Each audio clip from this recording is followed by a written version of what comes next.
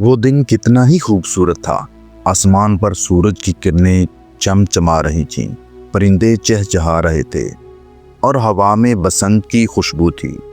लेकिन अहमद अली और अनाया को इस बात का अंदाज़ा नहीं था कि ये खूबसूरत दिन जल्द ही एक खौफनाक ख्वाब में बदलने वाला है। तीनों अपने छोटे से गांव नूरपुर के किनारे वाक़ई एक पुरअसरार झील के पास खेल रहे थे। अनाया, जो तीनों में सबसे छोटी और सबसे ज़्यादा मुतजस्सिस थी, ने झील के पानी में कुछ चमकती हुई तितलियों को देखा। देखो, ये कितनी खूबसूरत हैं, वो चीखी। अहमद, जो सबसे बड़ा और समझदार था, ने कहा, अनाया वहाँ मत जाना, बाबा ने मना किया है, ये जंगल खतरनाक है। लेकिन तितलियों के पीछे भागते हुए अनाया ने किसी की बात न सुनी। अली, जो हमेशा मुहिमजोई के लिए तैयार रहता, उसके पीछे भागा। अहमद ने कुछ देर तरद्दुद किया, लेकिन आखिरकार अपने दोस्तों को तन्हा छोड़ने का इरादा न रखता था। तीनों गहरे जंगल में चले गए, ये जाने बगैर कि वो कब रास्ता भटक गए हैं। शाम होते होते खूबसूरत तितलियां गायब हो चुकी थीं और उनकी जगह घने दरख्तों के दरमियान एक गहरा डरावना सन्नाटा छा गया।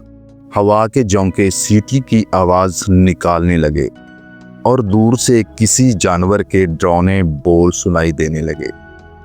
मुझे डर लग रहा है, अनाया ने कांपती हुई आवाज़ में कहा, अहमद का हाथ मजबूती से पकड़े हुए।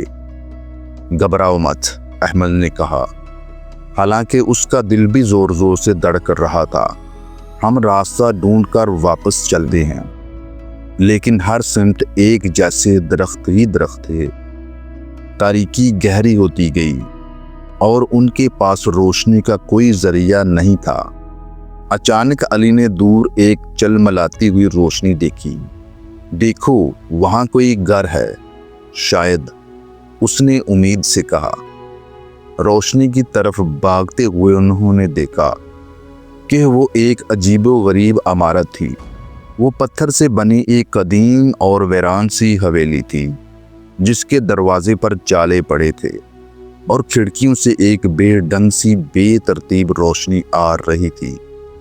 हवेली के बगीचे में फूल नहीं, बल्कि अजीबो-गरीब पौधे थे, जो हल्के नीले और बनफशी रंग में चमक रहे थे। चलो अंदर चलते हैं, शायद कोई हमें गांव का रास्ता बता दे, अली ने कहा। अहमद को ये जगह पसंद नहीं आई, लेकिन अब और कोई चारा भी नहीं था। वो एहतियात से अंदर दाखिल हुए। अंदर का मंजर और भी हैरान कुन था। दीवारों पर लटके हुए पुराने पोर्ट्रेट ऐसे लग रहे थे जैसे उनकी आंखें उनका पीछा कर रही हों। हवा में खुशबू की बजाय एक अजीब सी बू थी, जैसे पुरानी किताबों और खुश्क जड़ी बूटियों का मुरक्कब। अचानक कमरे के आखिर में एक दरवाज़ा खुला और एक लंबी पतली औरत बाहर आई। उसके लंबे चांदी जैसे बाल थे, जो उसके कंधों पर बह रहे थे। उसने गहरे नीले रंग का एक चमकदार लिबास पहना हुआ था और उसकी आंखें शहद की मक्खियों की तरह भंवरे रंग की थीं, जिनमें एक पुरअसरार चमक थी। वो एक जादूगर थी और इस जंगल की मलका थी। खुश आमदीद मेरे मेहमानों, इसने एक मीठी लेकिन डरावनी आवाज़ में कहा। मैं मलका मोरवाना हूँ, तुम यहाँ कैसे पहुँचे? तीनों दोस्त दंग रह गए। अनाया अहमद के पीछे छुप गई। अहमद ने हिम्मत करके कहा, हम रास्ता भटक गए हैं, बराहे करम हमें गांव वापस जाने का रास्ता बता दें। मलका मोरवाना ने मुस्कुराते हुए कहा, लेकिन रात हो चुकी है, बाहर खतरनाक जानवर हैं, तुम यहीं रुको, मैं तुम्हें खाना और आराम की जगह दूंगी, सुबह तुम्हें रास्ता दिखा दूंगी।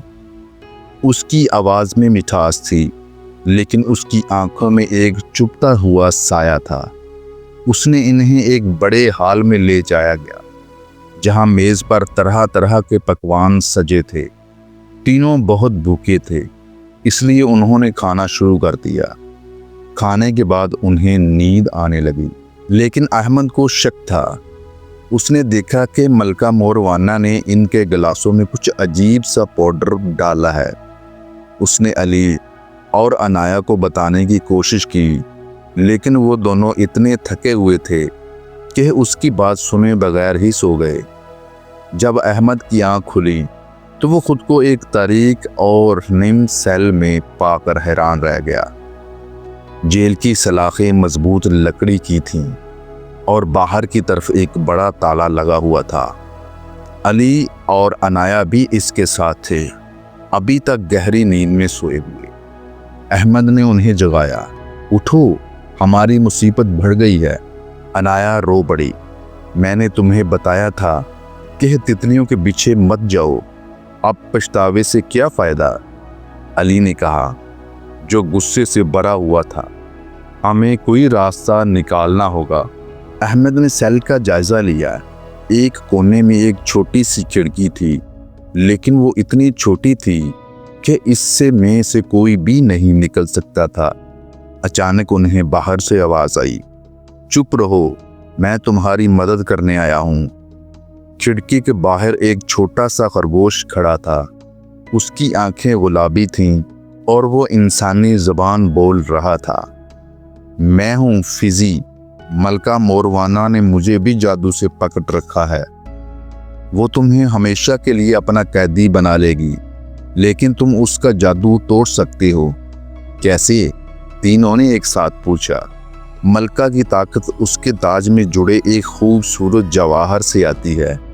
اگر تم اس جواہر کو توڑ دو تو اس کا جادو ختم ہو جائے گا، لیکن خبردار، وہ بہت طاقتور ہے۔ اس کے پاس جادوئی مخلوقات کی ایک فوج ہے۔ فیزی نے انہیں ایک چابی دی۔ یہ لے لو، میں نے تالے کی چابی چرا لی ہے، جلدی کرو، صبح ہونے والی ہے۔ احمد نے چابی سے تالا کھولا اور تینوں باہر نکلے۔ فیزی غائب ہو چکا تھا۔ وہ احتیاط سے حویلی کے اندر واپس گئے۔ اندر حال خالی تھا۔ وہ اوپر کی منزل پر گئے، جہاں انہوں نے سنا کہ ملکہ کمرہ ہے۔ سیڑھیاں چڑھتے ہوئے علی کا پاؤں پھسل گیا اور اس نے ایک پرانی ذرہ بکتر کو چھو لیا، جو زوردار شور کے ساتھ نیچے گر گئی۔ کون ہے؟ ملکہ موروانہ کی آواز کرچی۔ وہ اپنے کمرے سے باہر آئی۔ اس کی آنکھیں غصے سے چمک رہی تھیں۔ اس کے ہاتھ میں ایک جادوئی چھڑی تھی۔ اس نے اپنی چھڑی ہلائی اور ہال میں موجود تمام فرنیچر زندہ ہو گئے۔ کرسیاں اور میزیں ان تینوں کی طرف بڑھنے لگے۔ بھاگو، احمد نے چلا کر کہا۔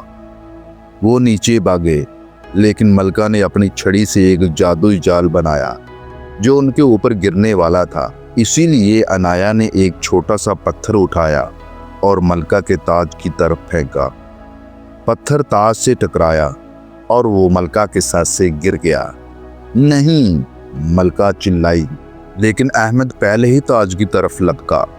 اس نے زمین سے تاج اٹھایا اور اس پر لگے سرخ جواہر کو مضبوطی سے پکڑ کر توڑنے کی کوشش کی۔ جواہر مضبوط تھا۔ اسے زمین پر مارو، علی نے چلا کر کہا۔ احمد نے پورے زور سے جواہر کو پتھر کے فرش پر مارا۔ ایک تیز چمکتی ہوئی روشنی پھوٹی اور جواہر چکنا چور ہو گیا۔